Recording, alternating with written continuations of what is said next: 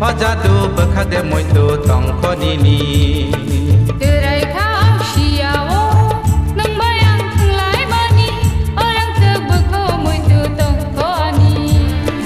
chora pakai bai hajing sa hog lai theng lai mani chora pakai bai hajing sa hog lai theng lai mani जादू बखादे मोय तो तंग खनिनी orang terbeko moy tu tong khani चिकनते तमासुन नाय थावते तेले मालिया खानो मेते बै नों बाजो दाजो लेदि सकं ताते रै नन मानति के खाबां बुरो बतंते तेले मालिया खानो मेते बै नों बाजो दाजो लेदि ओ चिकनते आने कानो न थारिते आनो नों थारिखे आने कानो न थारिते आनो नों थारिखे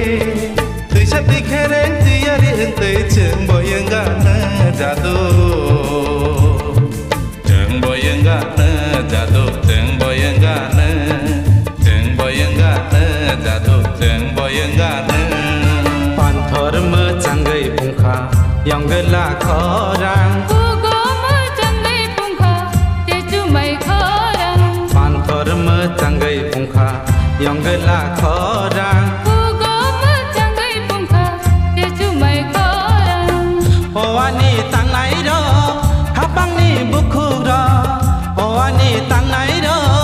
habang ni buku ro tang rajini phai kajini khapang khasrang tang na khasrang panthor me changai pungkha yongla khorang Pugo me changai pungkha jeju mai khorang O khapang ni taksha bas khachalo mere thangna nai sharang diya no kisha